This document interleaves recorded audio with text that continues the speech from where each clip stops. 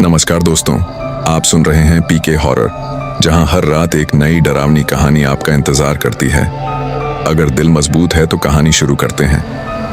राजस्थान की ठंडी सर्द रात थी। हवा में धूल और सन्नाटा घुला हुआ था। जोधपुर से निकलकर एक पुरानी प्राइवेट बस सुनसान हाईवे पर दौड़ रही थी। बस के सामने लिखा था जोधपुर भीलवाड़ा नाइट सर्विस। बस चला रहा था पेनियो, एक अनुभवी ड्राइवर। उसकी आंखें सड़क पर जमी थीं, लेकिन चेहरे पर हल्की थकान साफ दिखाई दे रही थी। पीछे खड़ा था बस का कंडक्टर गोविंदो। गोविंदो टिकट काटते हुए बोला, पेनियो भाई, आज रात बड़ी अजीब लग रही है। पेनियो ने सिगरेट का कश लेते हुए कहा, अरे तू भी ना, हर रात तुझे अजीब ही लगती है। गोविंदो खिड़की से बाहर देखने लगा। सड़क के दोनों तरफ घना जंगल था और अजीब बात यह थी कि उस पूरे रास्ते पर एक भी गाड़ी नहीं थी। तभी एक बुजुर्ग यात्री ने पूछा, बेटा, आगे कोई ढाबा आएगा क्या? गोविंदो बोला, हाँ, करीब 10 किलोमीटर आगे रमेशियों का ढाबा है। उसने मुस्कुराते हुए कहा, वहीं रुकेंगे, चाय भी मिल जाएगी। लेकिन उसे क्या पता था कि आज की रात उस ढाबे पर कुछ बहुत ही भयानक होने वाला था। करीब 20 मिनट बाद दूर एक हल्की रोशनी दिखाई दी। पेनियो ने कहा, लगता है आ गया रमेशियों का ढाबा। बस धीरे धीरे रुक गई। ढाबा काफी पुराना था। टूटी हुई दीवारें, छत पर टिमटिमाता बल्ब और सामने एक बोर्ड, रमेशियो ढाबा 1985। बस से यात्री उतरने लगे। गोविंदो जोर से बोला, 15 मिनट का ब्रेक, चाय पानी कर लो। ढाबे के अंदर से एक आदमी बाहर आया। उसकी बड़ी मूंछें थीं और आंखें अजीब तरह से चमक रही थीं। वह था रमेशियो, ढाबे का मालिक। रमेशियो मुस्कुराया, आओ भाई आओ, गर्म चाय बनाता हूं। लेकिन उसकी मुस्कान में कुछ ऐसा था जो सामान्य नहीं था। ढाबे में सिर्फ एक टेबल पर लैंप जल रहा था, बाकी जगह अंधेरा था। एक कोने में पुराना रेडियो बज रहा था, लेकिन आवाज बार बार टूट रही थी। गोविंदो बोला, रमेशियो भाई, आज बहुत सन्नाटा है। रमेशियो धीरे से हंसा।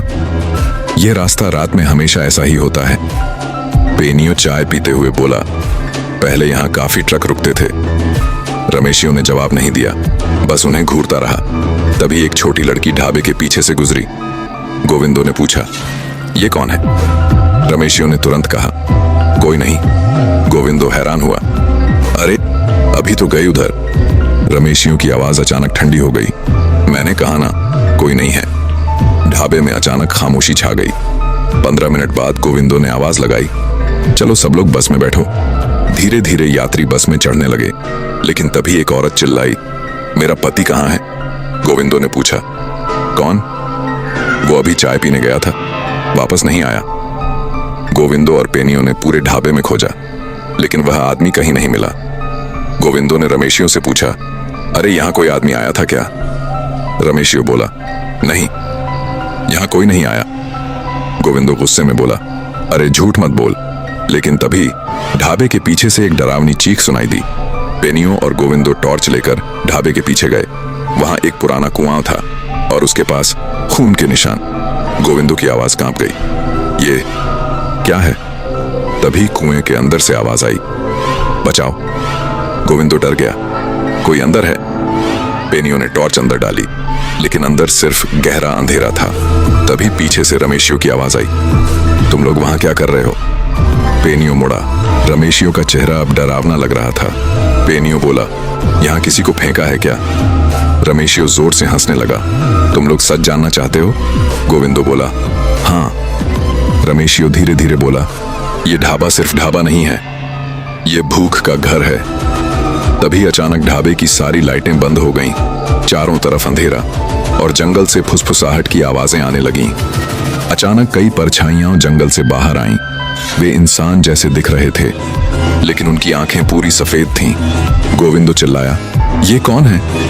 रमेशियो मुस्कुराया, ये मेरे ग्राहक हैं। पेनियो बोला, पागल हो गया है क्या?